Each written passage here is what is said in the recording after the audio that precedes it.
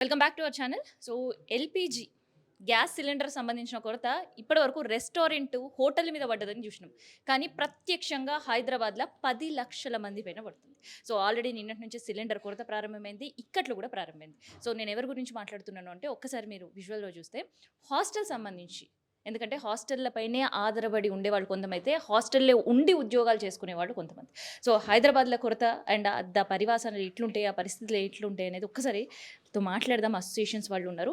So మనందరూ కూడా తెలిసిందే హాస్టల్‌కి hub IT corridor. So IT కారిడార్‌లో ఏం జరుగుతుందండి? నమస్కారం అండి. ఈ గత అంటే 1 వీక్ నుంచి అయితే మాత్రం ఈ ఇజ్రాయెల్, ఇరాన్, యూఎస్ యుద్ధం వల్ల ఎల్‌పీజీ అయితే గ్యాస్ సప్లై ఇష్యూ ఉందని చెప్పని డిస్ట్రిబ్యూటర్స్ కూడా మేము కేంద్ర రాష్ట్ర గవర్నమెంట్, సెంట్రల్ గవర్నమెంట్‌తో మాట్లాడుతున్నాం అని చెప్పని చెప్తున్నారు. కానీ మాకనింది ఏందంటే వాళ్ళు కూడా మేమైతే గట్టిగా ప్రయత్నిస్తున్నాము. ఈ గ్యాస్ సప్లై హాస్టల్స్ రంగానికి అండ్ ఎడ్యుకేషన్ డిపార్ట్మెంట్‌కి అండ్ మెడికల్ సెక్టార్‌కి కొరత లేకుండా మాట్లాడుతున్నాం. వాళ్ళు కూడా దానికి సమస్యని పరిష్కరించి హామీ ఇస్తున్నారండి. మీరు ఇబ్బంది పడాల్సిన అవసరం లేదని చెప్పి చెప్పడం జరిగింది. మేము కూడా సరే సప్లై చేస్తారనుకున్నాం. ఎలా అంటే అది కూడా రూ. 1,747 ఉన్న సిలిండరు 2,300 చేశారు 1 వీక్ ముందు. అంటే మోర్ దాన్ 35% వాళ్ళు పెంచడం జరిగింది. సరే పెంచినా కూడా ఇప్పుడున్న పరిస్థితుల్లో మనకి సిలిండర్స్ వస్తే చాలనుకున్నాం. మేము కూడా ఆ పెరిగిన ప్రైస్ గురించి కూడా ఎక్కడ కూడా ఆందోళన చెందలేదు.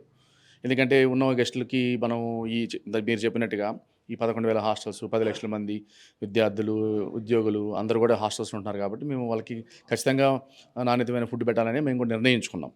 కాకపోతే ఏందంటే నిన్నటి నుంచి డిస్ట్రిబ్యూటర్స్ స్పందించకపోవడం, మేము ఆల్రెడీ రిప్రజెంటేషన్ ఇచ్చున్నామండి కేంద్ర పెట్రోలియం శాఖతో, మా వాళ్ళు మాట్లాడుతున్నారు. కానీ మాకు ఎక్కడ స్పష్టత లేదు. మా దగ్గర ఉన్న సిలిండర్స్‌తో మీకు ఇప్పుడు దాకా సప్లై చేస్తా వచ్చాము. మేమైతే ఇంక రేపటి నుంచి చేసే పరిస్థితి లేదని చెప్పేశారు. మరి అలా ఆల్ ఆఫ్ సడెన్‌గా చెప్తే ఎట్లా అండి? మరి ఎవరు కూడా దీన్ని పాజిటివ్‌గా తీసుకోరు కదా! ఇప్పుడు అందరికీ క్లోజ్‌గా తెలీదు కదండీ. విద్యార్థులు మరి ఎంప్లాయీస్ అంత లోతుగా ఎందుకు అధ్యయనం చేసి ఆలోచన చేస్తారు? మాకు ఇక్కడ 2 సమస్యలున్నాయండి. ఇప్పుడు ఈ 10,00,000 మంది గెస్టులకు కూడా మనం ఎలా మెసేజ్ ఫార్వర్డ్ చేయాలి? మీదే బాధ్యత అని అంటారు వాళ్ళు సింపుల్‌గా. అడిగితే మీరే సమాధానం చెప్పమని డిస్ట్రిబ్యూటర్లు చెప్తారు. ప్రతి ఒక్కరు మమ్మల్ని పాయింట్ ఆఫ్ కార్నర్ చేస్తే మేము దీన్ని సమస్యను పరిష్కరించలేం కదా! ఇదివరకు గ్యాస్ సిలిండర్ బుక్ చేసిన ఒక డిస్ట్రిబ్యూటర్‌కి కాల్ చేసిన రెస్పాండ్ ఎలా ఉండేది? ఎన్ని డేస్ పట్టేది? డేస్ పట్టేదా? హవర్స్ పట్టేదా సిలిండర్ రావడానికి? మామూలుగా ఏంటంటే వాళ్ళు డైలీ రొటీన్ అండి. మనం అసలు ఫోన్ చేయాల్సిన అవసరం కూడా లేదు. డే కాదు, హవర్స్ కాదు. వాళ్ళు రొటీన్‌గా హాస్టల్ టు హాస్టల్ తిరిగి డోర్ స్టెప్ డెలివరీ చేసేవాళ్ళు. కమర్షియల్ కాబట్టి చేసేవాళ్ళు. ఇప్పుడు అది కూడా ఇందాక మేము చెప్పేది ఏంటంటే అసలు హాస్టల్స్‌ని కమర్షియల్ కింద కన్సిడర్ చేయొద్దు. డొమెస్టిక్ కింద ఏదైనా కన్సిడర్ చేస్తే ఈరోజు కేంద్ర రాష్ట్ర ప్రభుత్వాలు ఎట్లా అయితే మనం డొమెస్టిక్ ఇంటింటికి ఒక 25 రోజులకి ఒక సిలిండర్ సప్లై చేయాలని చెప్పని ఆలోచన చేశారో, అదేవిధంగా ఆలోచన చేస్తుంటారుగా హాస్టల్స్ రంగం కూడా ఈరోజు డొమెస్టిక్ కింద, ఈ రెసిడెన్షియల్ కింద కన్సిడర్ చేస్తుంటే ఈరోజు మాకు కొంత సమస్య, మాకు 50% వెసులుబాటు ఉండేదిగా. అది కూడా లేకుండా పోయింది మాకు ఈరోజు. ఇప్పుడు ఎట్లా ఉంది రెస్పాన్స్? రెస్పాన్స్ డిస్ట్రిబ్యూటర్ సమాధానం చెప్పడం లేదండి. అప్పుడు చెప్పకముందే వచ్చేసిపోయే సిలిండర్స్ డిస్ట్రిబ్యూటర్స్ ఈరోజు చెప్పినా వచ్చే పరిస్థితి లేదు, ఫోన్ చేసినా రెస్పాన్స్ అయ్యే పరిస్థితి లేదు. ఇప్పుడు ఆల్టర్నేటివ్ సోర్స్ ఏంటనేది మాకు అర్థం కావట్లేదు చెప్పాలంటే. మేమైతే నిన్న పెట్టాము. ఏం పెట్టాము?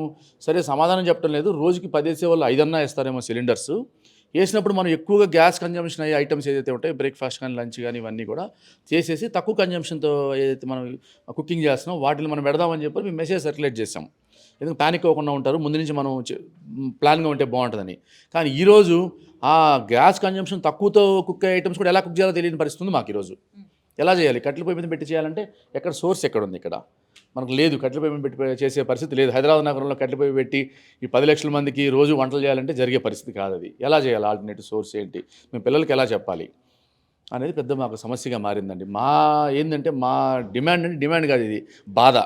అందరి బాధ, మనందరి బాధ. మేమనేది ఏందంటే ఎమర్జెన్సీ కింద దీన్ని డెసిషన్ తీసుకొని, ఏదైతే మీరు హౌస్‌కి, డొమెస్టిక్‌కి సిలిండర్ సప్లై చేస్తానని నిర్ణయం తీసుకున్నారో అలా హాస్టల్స్ కూడా అలాగే అనుకొని ఖచ్చితంగా సిలిండర్స్ సప్లై చేయకపోతే మాత్రం తీవ్రమైన ఇబ్బంది పడే పరిస్థితి ఉంది.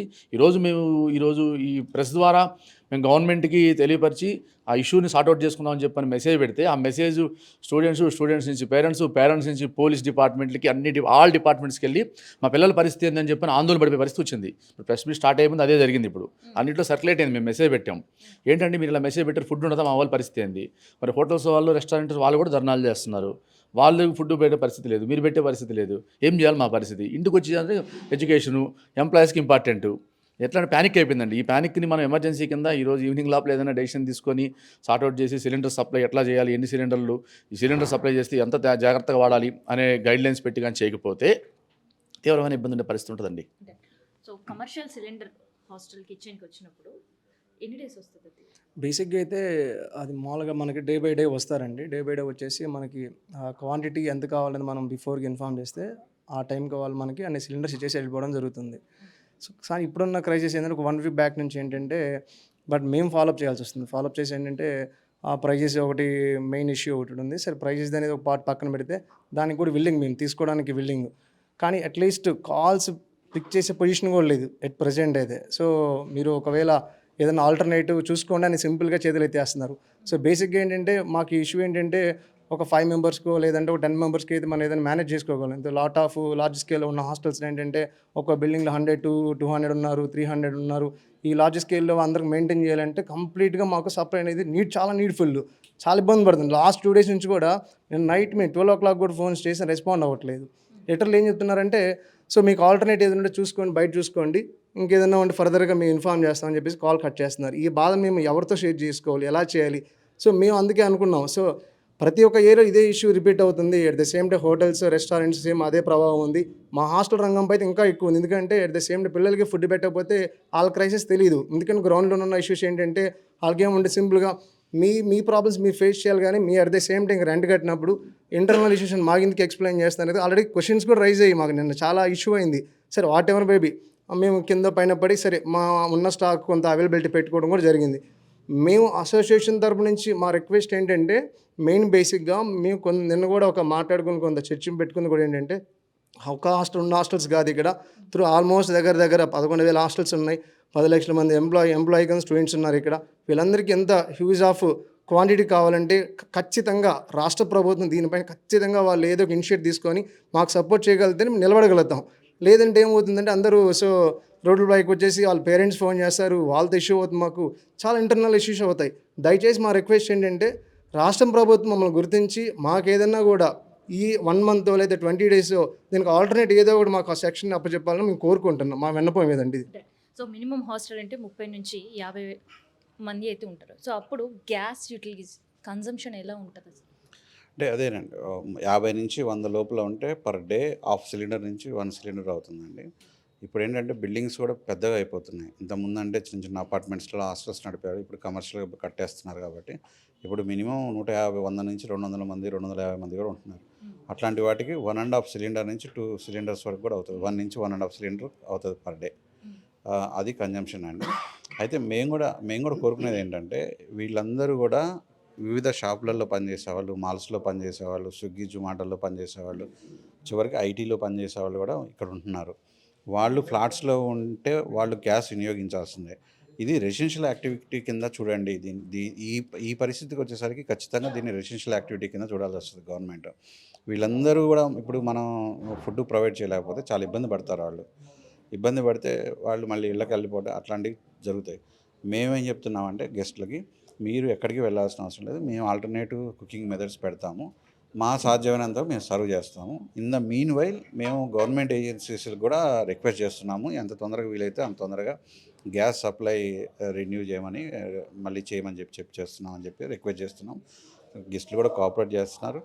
ఎవరు పానిక్ అవ్వాల్సిన అవసరం లేదు. ఓన్లీ థింగ్ ఈస్ ఈ ఇన్ఫర్మేషన్ ఇవ్వడం కోసమే, అది గవర్నమెంట్ అథారిటీస్‌కి మా బాధ తెలియజేయడానికి కోసమే మేము ప్రెస్ మీట్ పెట్టాము. ఇక్కడ restaurant, hotel sector is different. ఇష్టం ఉంటే కావాలనుకున్న వాళ్ళు ఆర్డర్ పెట్టుకొని తింటారు. లేదంటే సెలబ్రేషన్ లేదా ఇంకోటి లంచ్ చేయడము ఏదో ఒకటి యాక్టివిటీ.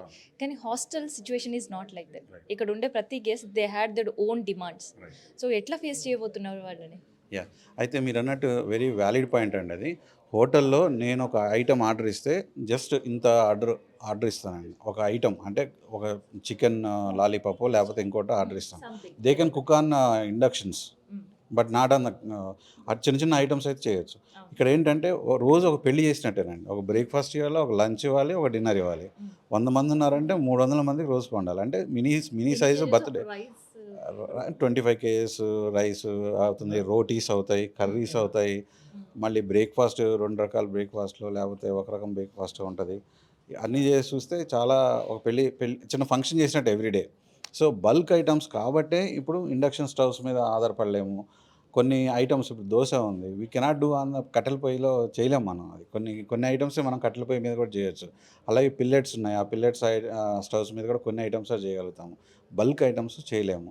ఈ బల్క్ ఐటమ్స్ చేయడం అనేది ఇప్పుడు ఛాలెంజ్. ఆ బల్క్ ఐటమ్స్ చేయాలంటే ఓన్లీ కట్టెల పొయ్యి మీదనే చేయగలుగుతాం. ఉన్న సోర్సెస్ గ్యాస్ స్టవ్ ఆర్ కట్టెల పొయ్యి మీద చేయగలుగుతాం. ఆ కట్టెల పొయ్యి మీద కొన్ని ఐటమ్స్ చేయలేము, కొన్ని ఐటమ్స్ చేయగలుగుతాం. సో ఎనీవే సర్వ్ చేయగలుగుతాం, ఏదో అంటే వాళ్ళకి ఇబ్బంది లేకుండా సర్వ్ చేయగలుగుతాం. కానీ లావిష్ అంటే మనం ఇంతకుముందు కోరుకున్న ఐటమ్స్ అన్నీ కూడా, గెస్ట్లు కోరుకున్న ఐటమ్స్ అన్నీ కూడా చేయలేము. అదే ప్రాబ్లం ఇక్కడ. సో ఇక్కడ అంతా కూడా కరోనా పాండమిక్ చూశారు, కానీ ఇప్పుడు పానిక్ సిచ్యువేషన్ ఫేస్ చేస్తున్నారు ఆల్రెడీ.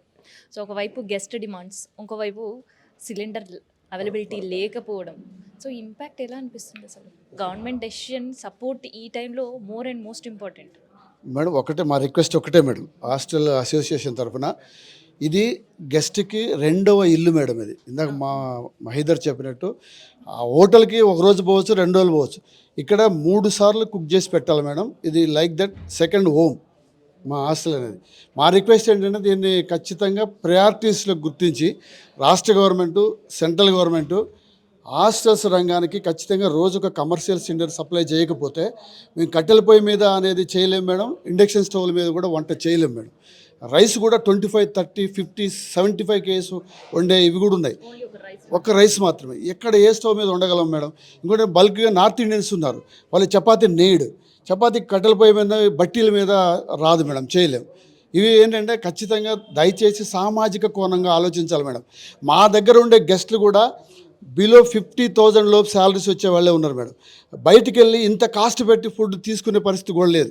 వాళ్ళు ఇచ్చే రోజు 200 రూపాయల్లో మేము టిఫిన్ పెడుతున్నాం, ఛాయ్ పోస్తున్నాం, 3 సార్లు భోజనాలు పెడుతున్నాం, అన్ని సౌకర్యాలు 250 రూపాయల్లో మేము ఇస్తున్నాం మేడం. ఒక 250 రూపాయలు బయట పోతే టిఫిన్ కూడా వచ్చే పరిస్థితి లేదు ఈ సెక్టార్, ఐటీ సెక్టార్ పరిధిలో. Poor people, below middle class వాళ్ళకి మేము సర్వీస్ ఇస్తున్నాం మనం హాస్టల్స్ రంగంలో. గవర్నమెంట్ మానవతా దృక్పథంతో ఆలోచించి, కేంద్ర గవర్నమెంట్ అయినా రాష్ట్ర గవర్నమెంట్ అయినా ప్రియారిటీ రంగంగా గుర్తించి గ్యాస్ సప్లై చేయకపోతే మేము నడిపే పరిస్థితి ఉండదు. గెస్ట్లను కూడా మేము అదే రిక్వెస్ట్ చేస్తూ లెటర్ పెట్టాము వాళ్ళందరికీ, సమూహంగా లెటర్ పెట్టి మీరు కూడా ఎడ్యుకేట్ అవ్వండి, సహకరించండి. మేమేం బాధ్యతని తప్పుకొని వెనక్కి వెళ్ళాం, ఖచ్చితంగా రెస్పాన్స్ తీసుకుంటాం, ఖచ్చితంగా దీన్ని అందరం కలిసి ఎదుర్కొందాం. మేము ఎదుర్కోవాలంటే, మా గెస్ట్లు ఎదుర్కోవాలంటే గవర్నమెంట్ సపోర్ట్ లేకుండా చేయలేము మేడం. డీలర్స్ ఆలోచించాలా, డీలర్స్ పైన వాళ్ళతో మాట్లాడుకోవాలా. ఖచ్చితంగా రోజు ఒక సిలిండర్, కమర్షియల్ సిలిండర్, రోజు ఒక సిలిండర్ ప్రతి హాస్టల్కి డిమాండ్ చేస్తూ ఉన్నాం మేము. ఇది రిక్వెస్ట్ కూడా కాదు, బట్ డిమాండ్ చేస్తూ ఉన్నాం. ఏదైనా చేయండి, గవర్నమెంట్, సెంట్రల్ గవర్నమెంట్, స్టేట్ గవర్నమెంట్ని మేము డిమాండ్ చేసేది ఏంటంటే, డీలర్స్ కూడా మేము డిమాండ్ చేసేది ఏంటంటే ప్రయారిటీ రంగంగా గుర్తించి మానవతా దృక్పథంతో ఖచ్చితంగా రోజుకొక సిలిండర్ అయినా మాకు సప్లై చేయమని మేము అడుగుతున్నాం. దానికోసం ఈ మీటింగ్ పెట్టిన ఉద్దేశం కూడా అదే madam. As per of your request, రోజు ఒక సిలిండర్ కనుక ఇవ్వగలిగితే ఈ మెనూలో ఎలా ఉండబోతుంది? సో హ్యాస్టీస్ ఇదివరకు మెనూ అయితే మళ్ళీ అట్లాగే పాటించడం, అట్లాగే ఇవ్వడం అనేది కాని పని. ఇదివరకు లాగా అయితే ఇవ్వలేము మేడం. మేము అట్లీస్ట్ వాళ్ళకి మినిమం థింగ్స్, రైస్, పప్పు ప్లస్ సాంబారు ఇలాంటివి మాత్రం సర్వ్ చేయగలుగుతాము. ఎందుకంటే ఇప్పుడు డిమాండ్ ఎక్కువగా ఉండటం మూలంగా సిలిండర్లు కొరత చాలా ఉంది. సో ఈ కొరతను మేము అధిగమించాలంటే కంపల్సరీ మేము మెనూ అనేది తగ్గించుకోవాల్సిందే. మేము యాజ్ యూజువల్ లాగా లావిష్గా ఎక్కువ సిలిండర్లు మేము యూసేజ్ చేస్తే సప్లై చేయలేని పరిస్థితి. అది కూడా మేము దృష్టిలో పెట్టుకొని కంపల్సరీ మెనూని కూడా తగ్గించుకుంటాము. బట్ మేము గవర్నమెంట్కి రిక్వెస్ట్ చేసేది అంటే సెంట్రల్ గవర్నమెంట్ కానీ స్టేట్ గవర్నమెంట్ కానీ మమ్మల్ని దృష్టిలో పెట్టుకొని ఇది డొమెస్టిక్ సర్వీస్ కింద కన్సిడర్ చేసి మాకు రెగ్యులర్గా రోజుకి ఒక సిలిండర్ అయినా కానీ సప్లై చేయాలని మా యొక్క విజ్ఞప్తి మేడం.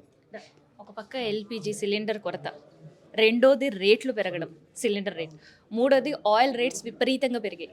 డొమెస్టిక్ పర్పస్ యూజ్ చేయాలన్న వాళ్ళే తలలు పట్టుకున్న పరిస్థితి. ఇంకోవైపు దాల్ రేట్స్, ఇవన్నీ కూడా హ్యూజ్గా వాడుతుంటారు హోటల్స్లో. అసలు ఏంటి మీ పరిస్థితి? ఆల్ ఆఫ్ సడన్ రేట్లు పెంచే పరిస్థితి ఉంటుందా? రెస్టారెంట్స్ పెంచుతాయి, హోటల్స్ పెంచుతాయి, లేదంటే రోడ్డు పైన పెట్టుకొని అమ్మే వాళ్ళు కూడా పెంచే పరిస్థితి ఉంటుంది. హాస్టల్ల పరిస్థితి ఏంటి? మాకు అంత ఆ పరిస్థితులు లేవు మేడం. మేము ఇక్కడ మాకు వచ్చే లాభాలను తగ్గించుకొని అయినా సరే సేమ్ రేట్లతోనే మేము పనిచేస్తాం, కానీ ఎక్కడ రేట్లు పెంచుకునే ఆప్షన్ లేదు మాకు. మేము గత 6 సంవత్సరాల నుంచి కానీ ఏదైతే రేట్లు ఉన్నాయో ఇప్పుడు కూడా అదే రేట్లు తీసుకుంటున్నాం మేము. బట్ మాకు వచ్చేది పప్పులు కానీ, నూనెలు కానీ, రెంట్లు కానీ అన్నీ పెరుగుతాయి, కానీ మేము మాత్రం ఎక్కడ రెంట్లు పెంచుకునే మా ఛాన్స్ లేదు అక్కడ. సో కాంపిటీషన్ అలా ఉంది. Plus but at the same time మేము సర్వైవ్ అవ్వాలి కాబట్టి, మాకు తెలిసిన వృత్తి అదే కాబట్టి మేము సర్వైవ్ అవ్వాలి కాబట్టి, గత 10 సంవత్సరాల నుంచి మేము ఇదే వృత్తిలో ఉన్నాం కాబట్టి, సో మేము అది మ్యాండేటరీగా చేయాల్సిందే అది మాకు. మేము ఏది పెరిగినా దాన్ని తట్టుకోగలే ఆలోచన చేసుకోవాలి, దాన్ని ఏ విధంగా అధిగమించాలి, ఖర్చులు ఎలా తగ్గించుకోవాలి, వేరే విధంగా ఖర్చులు ఎలా తగ్గించుకోవాలి, ఇవి ఎలా మేము అధిగమించాలనేది ఆలోచించుకుంటూ మా పరిస్థితులను మేము ముందుకు తీసుకెళ్లాల్సి వస్తుంది మేడం. 11,000 హాస్టళ్ళు, 10 లక్షల మంది గెస్ట్, దానిపైన ఆధారపడి ఉన్న హాస్టల్స్ ఏంటంటే వాళ్ళ కుటుంబాలు ఏంటి? ఇప్పుడు మా మిత్రులు చెప్పినట్టుగా ప్రభుత్వానికి మీ ద్వారా మేము విజ్ఞప్తి చేసేది ఏంటంటే, ఈ ఎల్పిజి సప్లైస్లో ఉన్నట్టు దానికి ఆల్టర్నేటివ్ సప్లై మెకానిజంని ప్రభుత్వం తక్షణమే మాకు పునరుద్ధరించాల్సిందిగా మేము మీ ద్వారా విజ్ఞప్తి చేస్తున్నాం. మా సాధక బాధకాలన్నీ మా మిత్రులు ఇంతవరకు చెప్పారు. ఆల్టర్నేటివ్ సప్లై మెకానిజంని ప్రభుత్వాలు మాకు ప్రొవైడ్ చేయాలని మీ ద్వారా మేము విజ్ఞప్తి చేస్తున్నాం. అంటే ఎంతమంది ఆధారపడి ఉన్నారండి హాస్టల్స్? దాదాపు 10 లక్షల మంది ఆధారపడి ఉన్నారండి. ఉద్యోగస్తులు అయితే, విద్యార్థులు అయితే ఎవరైతే 10 లక్షల మంది ఈ సెక్టర్ మీద ఆధారపడి ఉన్నారు. సో ఇప్పటికే మనం ముంబై, బెంగళూరులల్లా హాస్టల్స్ పైన కొన్ని రిస్ట్రిక్షన్స్ తీసుకొని వచ్చారు. అండ్ రెస్టారెంట్స్ మూతపడ్డ పరిస్థితి, హోటల్స్ మూతపడ్డాయి 20%. కానీ హ్యాస్టీస్ హాస్టల్ని మూతేయని సిచ్యువేషన్లో ఉంటారు. ఎందుకంటే అందులో పనిచేసే వాళ్ళు కొంతమంది, అండ్ ఉద్యోగం వెతుక్కోవడానికి కోసం వచ్చేవాళ్ళు ఇట్లా డిఫరెంట్ సెక్టార్స్లో ఉండరు. కాబట్టి ఒక రెస్టారెంట్, దాంతోపాటు హోటల్ షటర్ క్లోజ్ చేసి ఒక 20 రోజులు, నెల రోజులు బ్రేక్ తీసుకున్న పరిస్థితిలో హాస్టల్స్ తీసుకోలేని సిచ్యువేషన్.